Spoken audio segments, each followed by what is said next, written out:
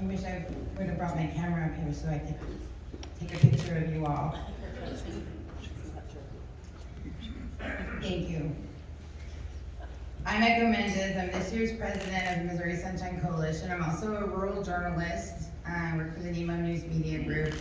We have a collection of 7 rural newspapers in Northeast Missouri, in case anyone's never heard of it.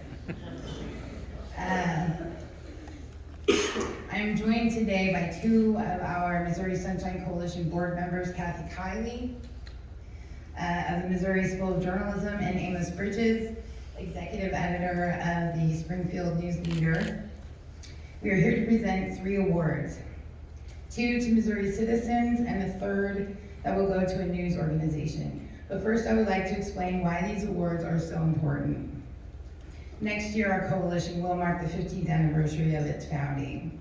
But it's even more significant that we will be celebrating the 50th anniversary of our landmark Sunshine Law. The coalition promotes awareness of the Sunshine Law and the benefits it provides to all Missouri citizens. We are committed to educating citizens and our partners in government about the key provisions of the law and how we can work together to achieve its aims. Finally, we also advocate for the law and improvements to it. Our overall goal should be the goal of everyone in this room and everyone who believes in good government, to preserve the rights of the public to access the records and meetings of our public governmental bodies. This is challenging work. It requires partners across party lines, across the state, both in the media and in all walks of civic life. We invite you to join us in this effort and to join us in our salute today to our Sunshine Heroes. Over the 15 years the coalition has been in existence, our record suggests fewer than 10 individuals or groups have been recognized as Sunshine Heroes. We are proud to add 3 names to that list today. Each recipient, in the words of the award trophy, is a model for Missouri citizens who are empowered by the Sunshine Law and its commitment to government transparency. I'll ask Amos to come up now and make the first award presentation.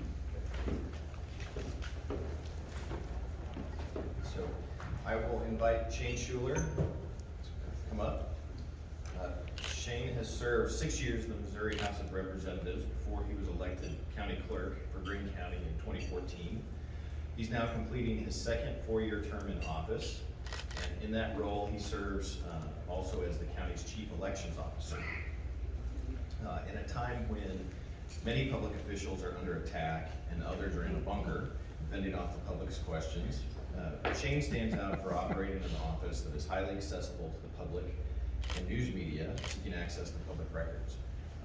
You can imagine it's not the easiest statement to say about a public official for one of us, but it's one that, having worked in Springfield with Shane for several years now, I can confidently say, I put that in the newspaper.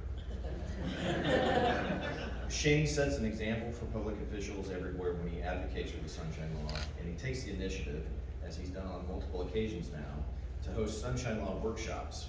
He's a model for promoting compliance with the law and understands that education about the law is the key.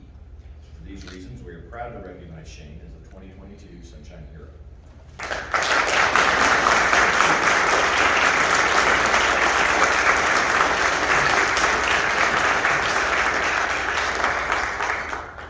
First of all, I just want to say thank you, Amos. I have told my colleagues in the office I don't feel deserving because we're just doing our job. However, I also know that what we do is so important. I hope you don't mind me using a sports analogy, but there are times when I played sports in high school, I was going to be done for college, and I didn't always like the way the ref made the call, but we needed the ref in order to have a good game. I've always felt like the press is our rep. We don't always like the call, but what would we be as a society without the press in terms of making sure that you do shine that white light on each of us? And I've told colleagues, this may sound odd, I say, don't trust me. I don't mean that in a nefarious way, but I make mistakes. I do things sometimes where I wish someone had told me beforehand, have you thought about a better way? And so I think we need to understand in our government that elected officials are not always right. We do make mistakes. Don't always assume the worst first. And if you have a challenge with someone at a local level, a lot of times they may not even know what the Sunshine Law is. If you think about your fire protection districts, your smaller cities, give them the benefit of the doubt initially that they may be learning and you can help them learn. So I'd ask you to do that in terms of working, and I see some heads nodding, you understand that.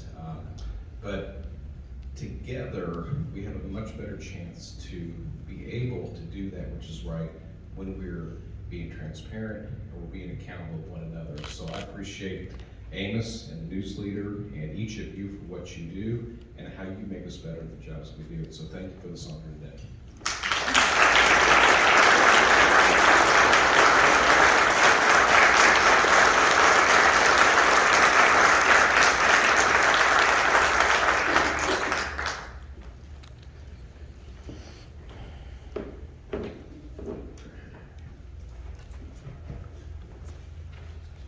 Okay, hi everybody. I'm Kathy Kiley. I'm the Lee Hills Chair in Free Press Studies at the Missouri School of Journalism.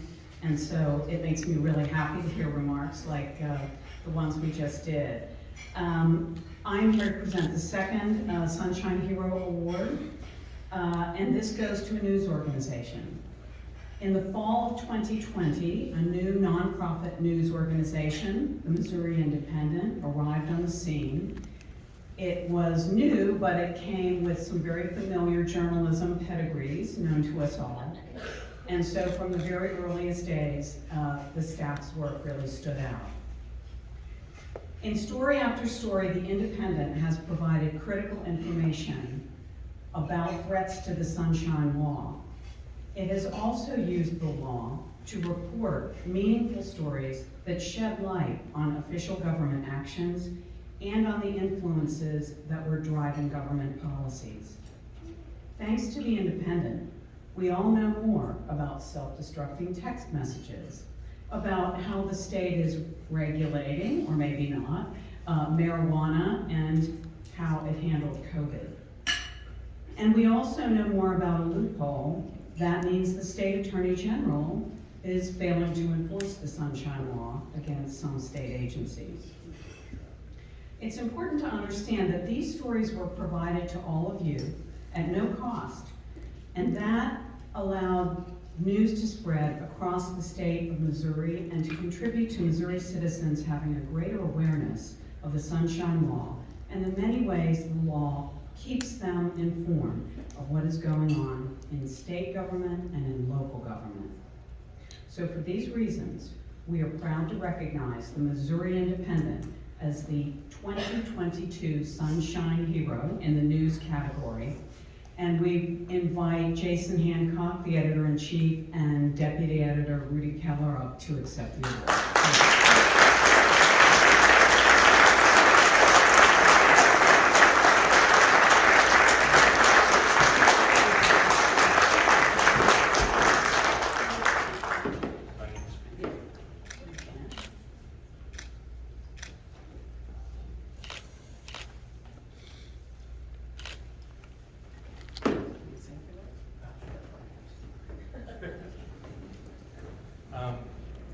I was promised there would be a cake with the Hero Award, so it's a little disappointing. No.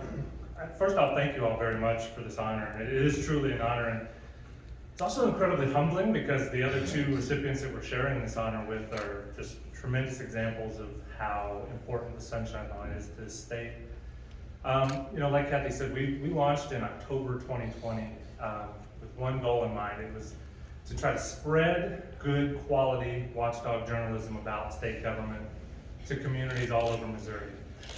We'd seen that there's been this retrenchment, this stepping back from state government coverage from so many news organizations.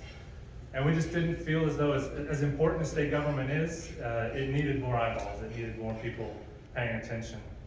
And for us, that job's impossible without the Sunshine Law. As Kathy said, without the Sunshine Law, we wouldn't know that the public statements about the state's COVID-19 response didn't really jive with the private stuff that they were talking about behind the scenes. Without the Sunshine Law, we wouldn't know the sort of behind-the-scenes machinations that went along with nominations for critically important offices and jobs within state government. And my personal favorite, because it's served up with a little bit of irony, is without the Sunshine Law, we would have never gotten records. It showed us that one of the governor's top legislative priorities in 2022 was a bill that would have weakened the Sunshine Law. So all of these things, as we move forward, my big goal is to take the next step. And as Kathy and I talked about yesterday, really try to connect with readers and citizens around the state about the importance of the Sunshine Law, that it's not just a tool for reporters trying to get stories, that it is a vital piece of democracy. And, you know, trying to make that connection in a way that's meaningful. And now, like, having preached to the choir a little bit about the value of the Sunshine Law, I just want to say again, thank you so much. I met a few people the last couple of days, a few editors that regularly run our stuff. If you haven't had a chance, please come up and introduce yourself to Rudy and I. We'd love to meet you and talk with you a little bit about our organization. But thank you again so much. It's truly a humbling honor.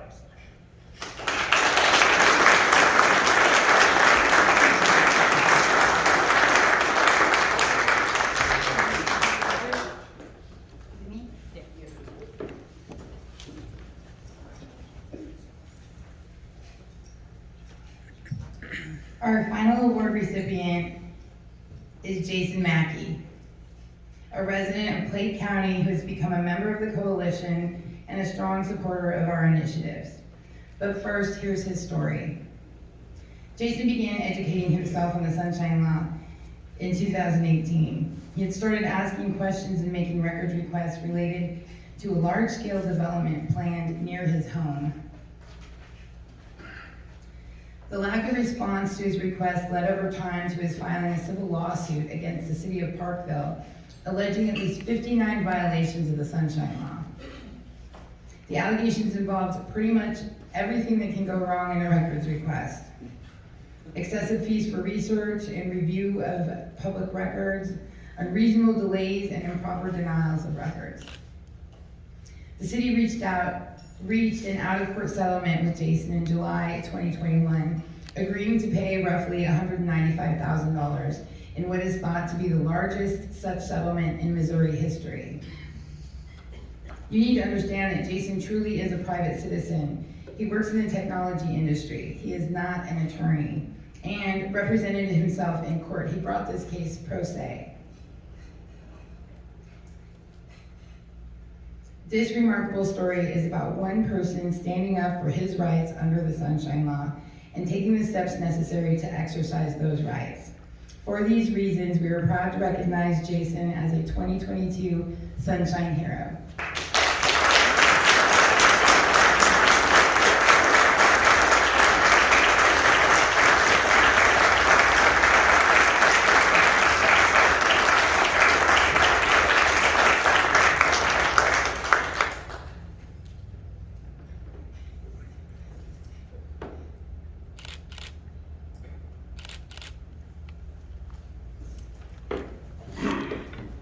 Hello. I'd like to start off by saying happy birthday to my son.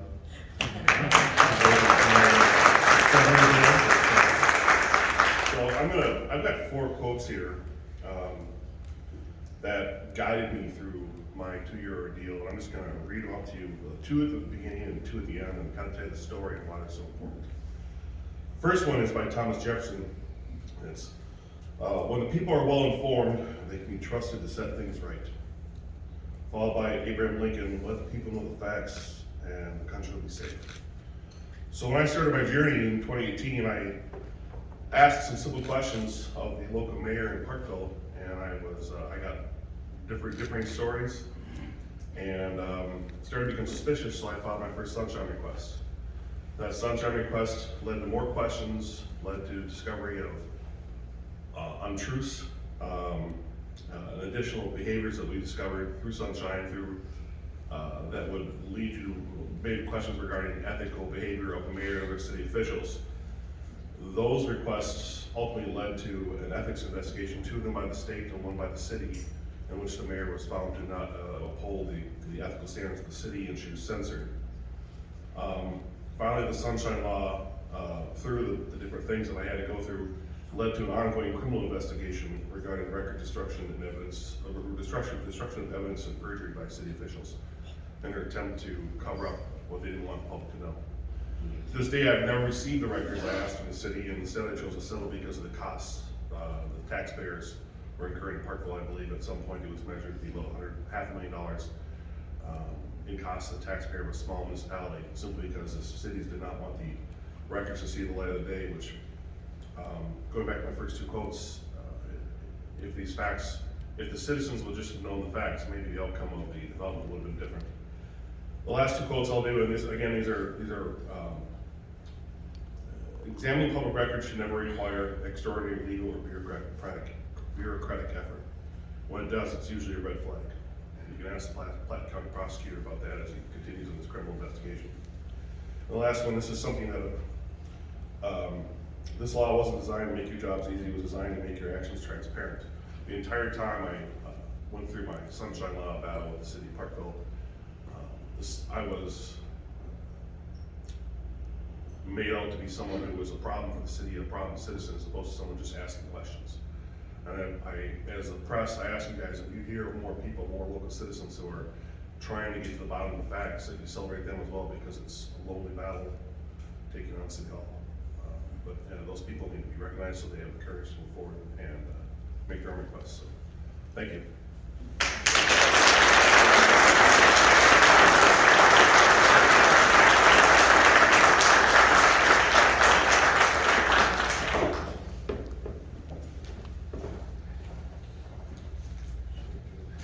And just before I give up this microphone, and I think that she has skated out of here, is Jean Manicky around here? Does anybody see her? Okay, well, if you see her around, she's part of the, she's been part of the coalition for a long time, and she does a lot of work for the Sunshine Law for the state of Missouri.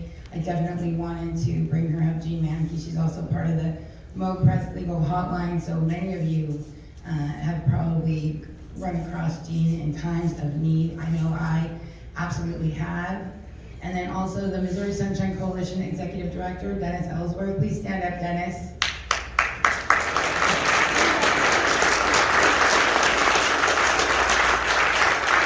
A lot of the movement that we do is a direct result of this man, and I know that he likes to stay in the background, but we're not gonna let him.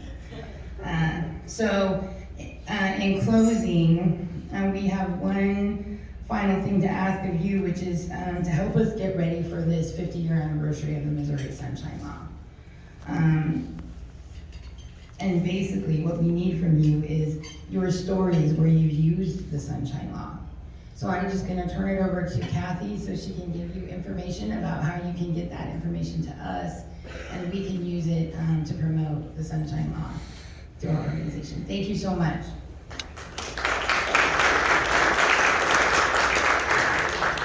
I'm not as organized as my colleague Jean Abbott, and I don't have info at your tables, but as I say to my students, take out your notebooks. I'm going to give you my email address, which is what we're going to use, at least temporarily. And what we would like you to do is send us examples of work that you have done or that citizens in your community have done, like Jason, that uses the Sunshine Law. The 50th anniversary is a great opportunity for us to turn the tide on the Sunshine Law, as Jean Manicky tells us over and over again. It's death by 1,000 cuts. We want to make people build a constituency so people understand the importance of this law. And I think the way to do that is by showing them the impact that the law has really on their lives and the stories that they might not get were it not for the Sunshine Law. So if you want to send those links or those clips to me, or even just tell me where I can find them in the State Historical Society's microfilm, send it to Kiely K, that's K-I-E-L-Y-K, at missouri.edu. K-I-E-L-Y-K at missouri.edu, and we will be nagging you soon. Thank you.